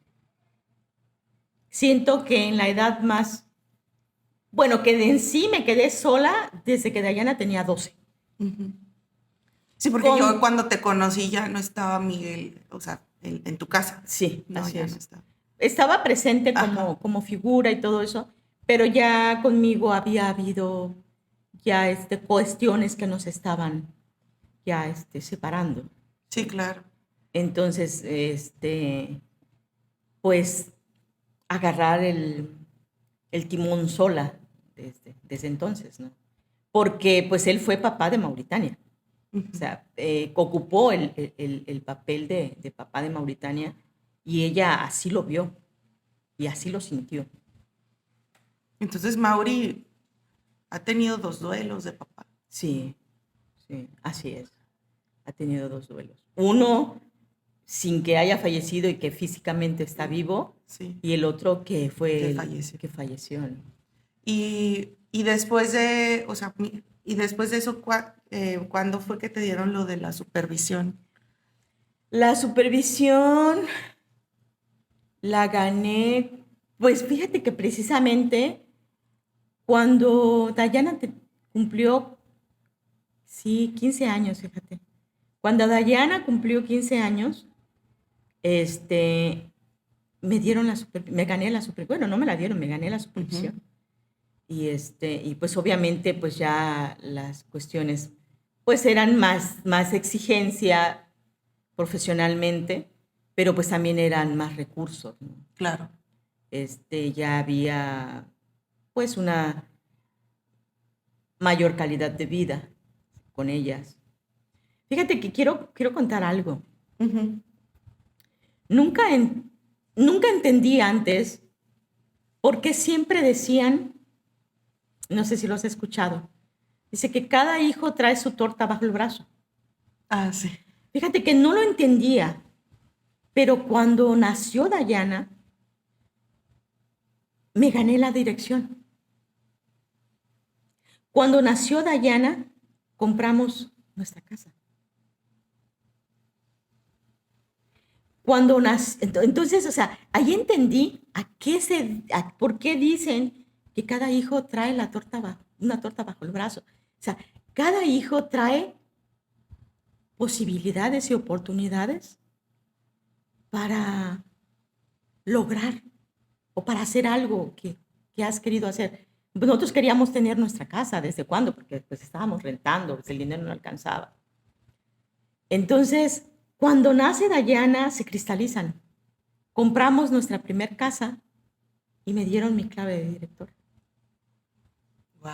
Entonces, tengo muy presente eso. Claro. Con Mauritania, pues se dieron otras cosas, ¿no? Con Mauritania, pues formé mi familia. Con Mauritania cristalicé muchos proyectos, como fue, pues, mi clave como docente, ¿no? ¿Y cómo fue ya tu etapa? O sea, fue ya supervisora y luego ya de supervisora ya te jubilaste. Me jubilé, sí. ¿Cuánto tiempo después?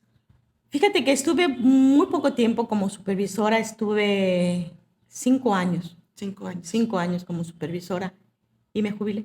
Y ya te jubilaste. Sí.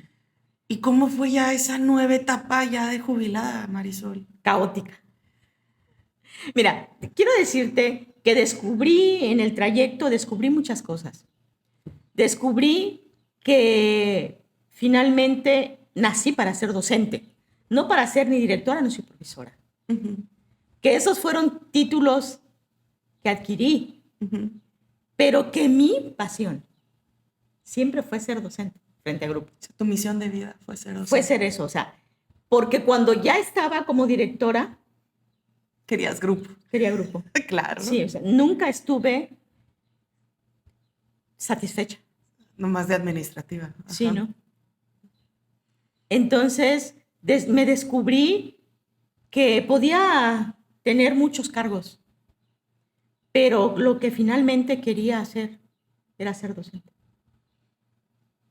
Y luego ya, pues, o sea, te jubilas 5 años después, Dayana ya tiene 20. Sí, ya tiene 20. Mauri 30. Sí, Dayana ya tenía 20 y ya estaba en su segundo año de la carrera. Sí.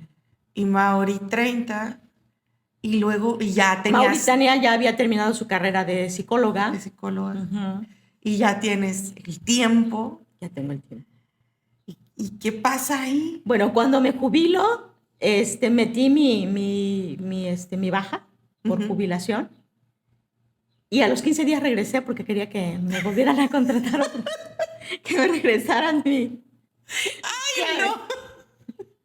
Porque... Yo estaría, pero pues, a ver, vuelos a Europa. Sí, por favor. Es que no es tan así, ¿no? Porque, no, yo sé. Porque sigues teniendo hijas, porque sigues siendo madre, porque sigues teniendo proyectos subyacentes a eso, ¿no? Y resulta que regresé porque sí tenía miedo. Claro. Pero cuando me dijeron, no, su clave ya no existe. ya la fragmentamos en 15 claves para administrativos, que era lo que les estaba haciendo falta. Uh-huh. Entonces me dijo, ya no existe su clave. ¿Y ahora qué hago? ¿No? Hiberné 1 año. De verdad, así te lo juro, dormí 1 año.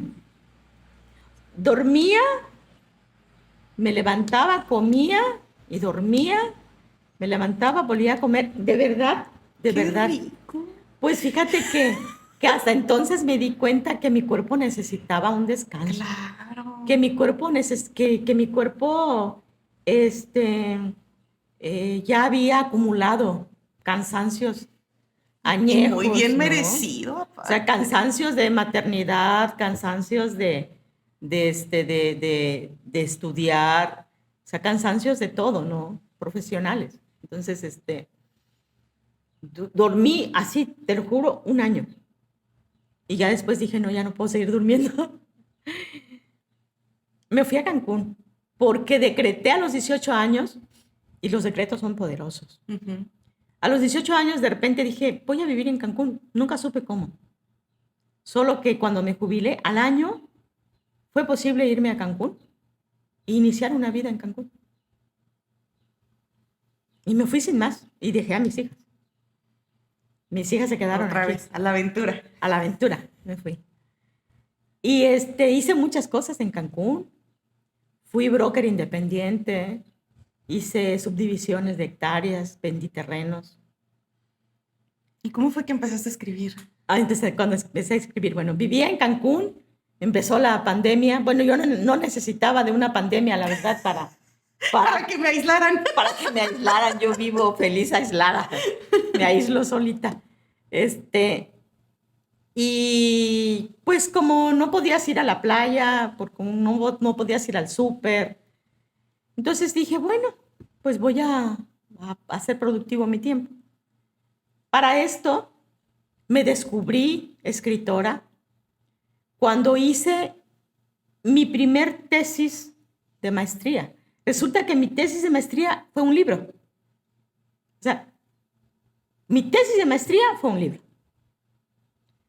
Entonces descubrí que entonces había nacido para ser escritora. Que todo lo que había vivido, que todos los conocimientos y saberes que había adquirido, finalmente eran para ser escritora. Pero antes de ser escritora fui muralista. No sé si fuiste a la casa en Cancún. ¿Entraste y viste unos murales? Sí, sí, sí. Bueno, esos murales los pintamos. Esos murales los hicimos nosotras, Dayana y yo. Órale. Sí. Dayana, de Dayana no me sorprende porque Dayana tiene un IQ tremendo. Tiene un IQ muy, muy, muy Yo me acuerdo alto. perfecto, o sea, de Dayana, muy impresionante su Todos cuerpo atlético. Su cuerpo atlético, sí. Muy cañona, Sí. cañona. Un cuerpo bello, perfecto, un cuerpo muy bien esculpido. A sus 15 años tenía Pues yo la conocí de 12, o sea, y ya tenía un cuerpo. sí, No. y o sea, hay unas patadas y las, Sí, así porque la acompañamos al taekwondo. Así iba con ella al taekwondo, sí. También tenía tiempo para ir con ella. Me acuerdo. Y me acuerdo que te quejabas de, están bien caras sus cintas. Y cada rato, y te pedían para un torneo. Y, un show. Sí, pero bueno, Sí, estuvimos ahí. Estuvimos con ella ahí en taekwondo. Después fue futbolista y también ahí andaba con ella en el fútbol. En el fútbol, pero bueno. Y entonces fuiste muralista y luego... Sí, fuimos muralistas, hicimos los murales ahí en la casa.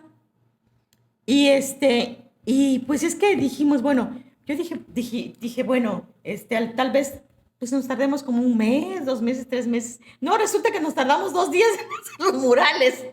Y así de que, ¿y ahora qué vamos a hacer con todo este tiempo, no? Empecé a escribir. Escribí un primer libro que no es el que publiqué. Fue otro libro, el que escribí. Y antes de terminar ese libro, ya tenía la idea del libro que seguía.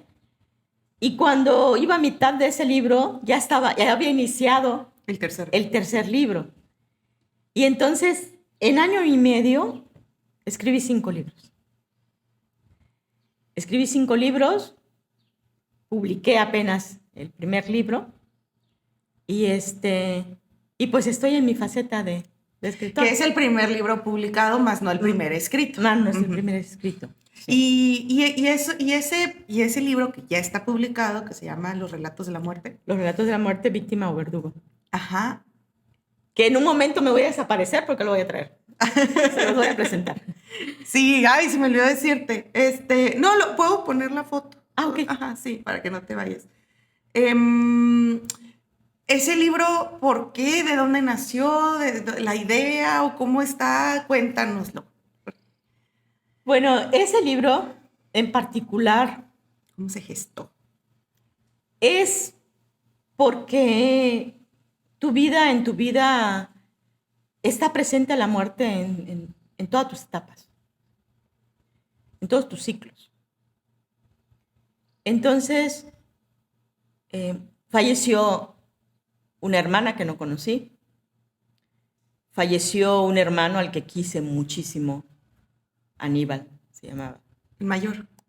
Un poco mayor que yo, que era mi asesor de matemáticas. Falleció después mi madre y por último fallece mi hermana. Entonces, empecé a ver que la muerte es protagonista de muchas cuestiones en nuestras vidas, pero que también ha sido mal entendida. Que de repente secuestran a una mujer, la violan y la matan y ya. O sea, la muerte se la llevó. O sea, fue culpa de la muerte.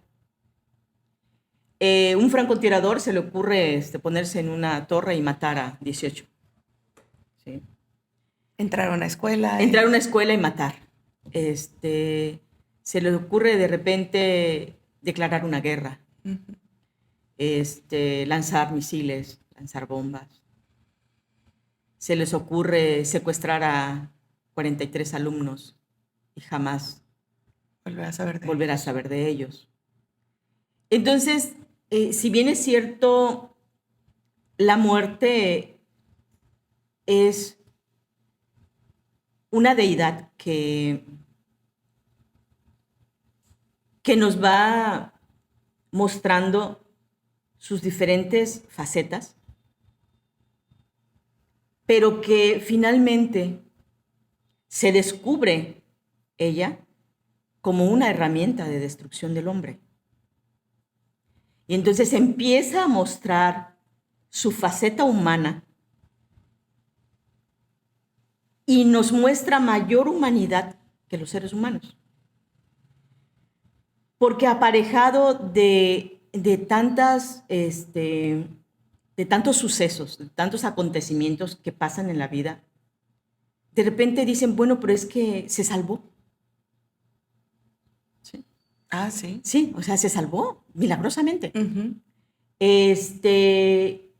Murió y estaba en la caja y regresó. Y regresó.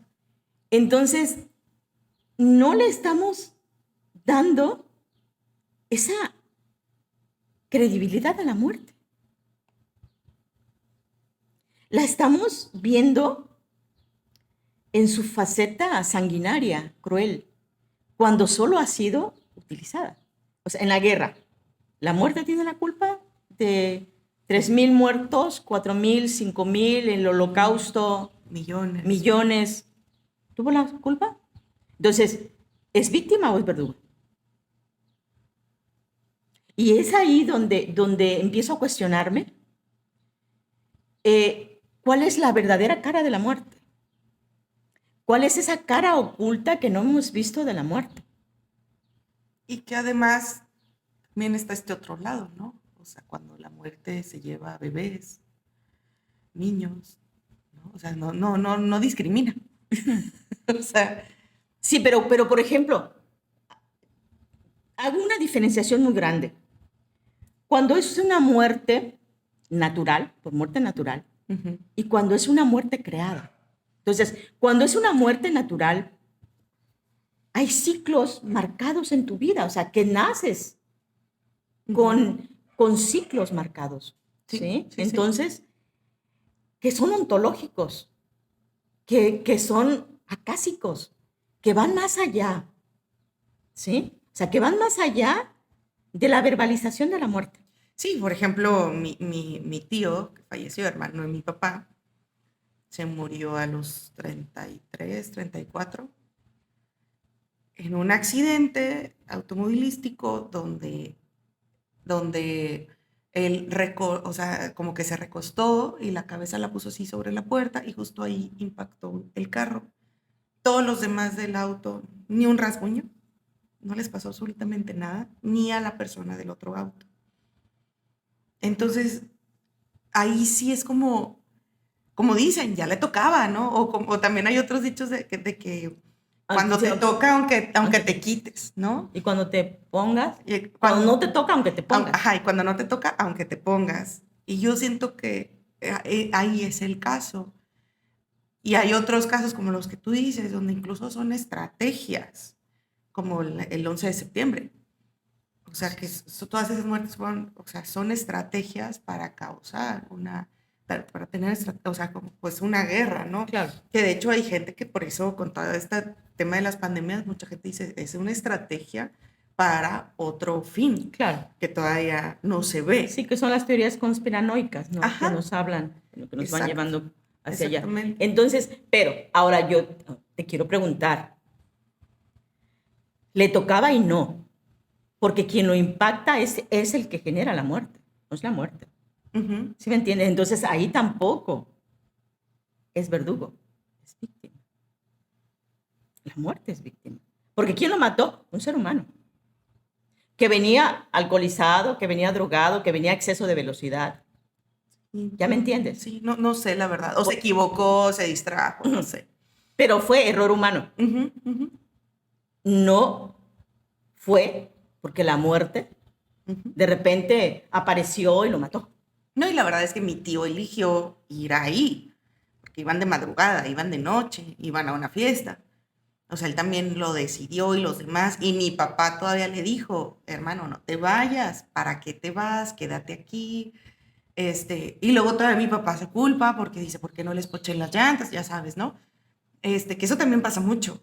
Como cuando hay una muerte, como que sí, claro, la culpa. La culpa. Sí, claro. La culpa, o sea, de todo mundo, ¿no? Y más si es un suicidio, por ejemplo. Sí, claro, sí. O sea, es como que lo hubiera dicho, hubiera hecho, ¿no? O sea, entonces, pero sí tienes toda la razón. O sea, es una... ahí sí lo entiendo. Y en el caso de la enfermedad, tampoco es la muerte, es la enfermedad. No, ahí es la muerte. Ah, ya. Pero es natural. Es ya. Un proceso natural. No es violentado. Ok. Sí, no es, porque, a ver, también muchas veces, ok, tienes culpa cuando te da diabetes. Bueno, cuando no es una diabetes que es hereditaria, cuando es una diabetes que adquieres por malos hábitos alimenticios, ¿la muerte es la culpable? Cuando falleces por un cuadro diabético y que te están evitando tomar refresco, tomar alcohol, fumar, desvelarte y lo sigues haciendo, ¿es culpable la muerte? Te pregunto. No. Bueno, entonces, vaya, que escribir este libro fue quitarle el estigma a la muerte y agarrar la parte de culpa que nos toca como seres humanos. ¿Sí? Porque de repente hemos estigmatizado tanto a la muerte que ya no hemos podido distinguir, ¿verdad? Sí, dime. Vuelvo al tema, y por ejemplo, en bebés y niños es porque, según tu perspectiva, o con esta perspectiva, es el ciclo que les tocaba vivir. Cumplir. Porque independientemente de que la muerte tiene su campo de acción, también hay otros campos que subyacen al interior de la vida, ¿sí? Que son los mapas genéticos, que son los registros acásicos. Sí, claro. Entonces, eso no se lo podemos negar, pero vas a descubrir en el libro que todo ese campo de acción le corresponde a la muerte. Entonces, juzgar o hacer un examen moral, no el juicio final. No hablamos de religión. El libro no habla nada de religión. No es el juicio final, es el examen moral que se le hace a las almas cuando se mueren, Ah, sí, sí, claro. ¿sí?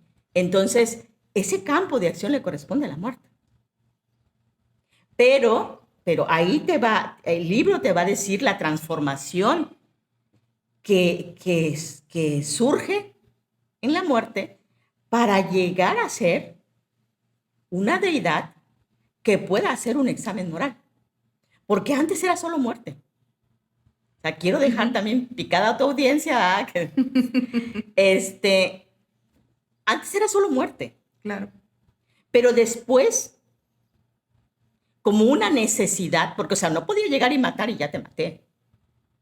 ¿Sí? Porque, bueno, antes, hace siglos, la gente vivía 130 años. Mi abuelo falleció de 120 años, de muerte natural.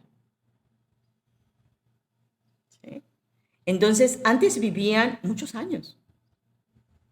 Y dice la muerte que la esperaban con júbilo, porque era como ya la última realización de su vida. ¿Sí? Y la esperaban feliz porque ya habían cumplido todas sus metas, todos sus sueños. Entonces llegaba y era un soplo de aire fresco a su vida, porque finalmente mueres tu cuerpo físico, tu cuerpo biofísico, ¿sí? Pero El alma es el inmortal. alma, bueno, más bien el espíritu es inmortal, Es inmortal. ¿sí? Entonces, te va a narrar cómo la muerte deja de ser muerte, deja de ser burda y se convierte en una deidad para poder hacer un examen moral a las almas. Que es justamente este comité que te recibe, ¿no? De muchas como entidades y donde ya se ve lo que hiciste en tu vida sin ego, ¿no? Era lo que yo estaba escuchando también de una, se puede decir que es como medium en un podcast. Entonces dice que es como ver una película de toda tu vida, pero a diferencia de cómo la ves cuando estás vivo, es sin ego, y entonces ya, Es lo que es realmente ya es. ves la realidad y Sí. ves lo que hiciste, Sí. o sea, porque ya no hay de qué pobrecito yo y qué mal, no, ahí es, o sea, crudo, y que muchas veces hay almas que ahí se quedan como muy arrepentidas y en este ciclo donde, o sea, porque, y dicen que siente vergüenza. Así. Entonces se convierte la muerte, digamos que la ascienden a este comité, ¿no? Así es, comité. Órale, qué padre. Sí, entonces es regresarle a la muerte el espacio que le hemos negado. Y que le corresponde. Ay, Marisol, pues qué padre, qué padre. Les voy a poner aquí sus datos para para la gente que te quiere seguir, Marisol, tu contenido, todo lo que publicas, ¿cómo te pueden encontrar? Me encuentran como Marisol Ramírez Mesa, Los Relatos de la Muerte. Ay, qué padre. Y Marisol, antes de irnos, sí me gustaría, ¿qué mensaje le quieres dar a las mujeres que se sienten con mucho miedo, a las mujeres que se sienten solas, a las mujeres que tienen miedo de seguir sus sueños y descuidar su maternidad, a las mujeres que están en esa disyuntiva entre superarse o ser mamás? O sea, ¿qué les dirías a ellas? Bueno, primeramente es muy complicado vivir a través de los demás, ¿no? O sea, vivir a través de lo que hicieron los demás. Lo que les diría sería que abracen sus sueños y que todo es posible cuando verdaderamente nos los proponemos. Que no hay objetivos inalcanzables, porque esos solo existen en los espacios cerrados, eso solo existe en nuestra mente. Totalmente. Sí. Y para las personas que se creen ser triunfadores, triunfan. Sí. Yo también creo que no hay objetivos inalcanzables, solamente creo que hay objetivos que se tardan tiempo Sí, en claro, alcanzar. Claro, totalmente de acuerdo, totalmente de acuerdo. Y que, perdón, si alcancé Si yo alcancé mi objetivo en 15 años, tal vez otro lo alcanzó en 5, tal vez otro lo alcanzó en 10, tal vez otro todavía no lo alcanza. O a lo mejor alguien nunca lo O alcanzó. algo, a lo mejor, tal vez ninguno lo alcanzó, no lo alcanzó. Eso no te hace menos. Hay que vivir intensamente el proceso. Porque la clave está en el proceso, Ay, no, totalmente. no en el objetivo que vas a alcanzar. O sea, Así está en el es. proceso. Porque la dificultad no es el objetivo, porque finalmente el objetivo Es consecuencia. es una meta de llegada, o sea, es un arribo, es un puerto. Pero el proceso es el faro, Sí. ¿sí? El proceso es un faro que te va a lanzar diferentes tonalidades y te va a decir si es seguro llegar a la orilla, si hay un arrecife, si no, de acuerdo a la intensidad de la luz, de acuerdo a la tonalidad de la luz, de acuerdo a la opacidad. Y es- Entonces, Ay, sí, qué bonito. sí, entonces, que cada quien tiene su ritmo, pero que finalmente se disfruta tanto la victoria como si hubiera tardado un día. Entonces, que se volquen a alcanzar sus sueños. Soy una muestra fehaciente de que las cosas, cuando se visualizan, se internalizan y se persiguen con un espíritu inquebrantable, se logran. Ya haremos otro podcast en donde vamos a llorar, en donde les voy a decir cómo fue verdaderamente mi infancia, cómo fue mi adolescencia, Ay, cómo sí. fue el matrimonio, cómo fue el estar peleando todo el tiempo con personas que te descalifican, que niegan tu grandeza, que se sienten opacadas y que te envidian todo. ¿Cómo es ese proceso tan deshumanizado? Pero cuando construyes un interior fuerte, cuando todo lo haces a través de tu grandeza interior, pueden despedazarte por fuera. Tu cuerpo pueden hacerlo añicos, pueden herirte, pueden abrir tus cicatrices una y otra vez, te pueden hacer sangrar. Pero cuando tienes un espíritu fortalecido, nada ni nadie te va a detener. Ay, qué bonito, Marisol. Muchas gracias por abrirte, por este mensaje, me encantó. Mira, se me enchina la Síganla. piel. Ah. Es que Síganla, lo siento. síganla. Les voy a dejar los datos también de su libro. Y también dónde lo pueden adquirir. Entonces se los voy a dejar aquí en la descripción. Y pues bueno, Marisol, muchas gracias. Marisol fue mi salvadora. Ahora aquí que estoy en Acapulco, aquí me hospedo en su casa. Me siento muy, muy agradecida, muy afortunada de estos días con ella. Creo que han sido un regalo enorme de esta visita que no la tenía esperada, sinceramente. Pero, ay, muchas gracias, Marisol, y muchas gracias por vernos. Recuerden que el cobarde vive hasta que el valiente quiere. Un besito a todos. Nos vemos en la próxima y bye bye.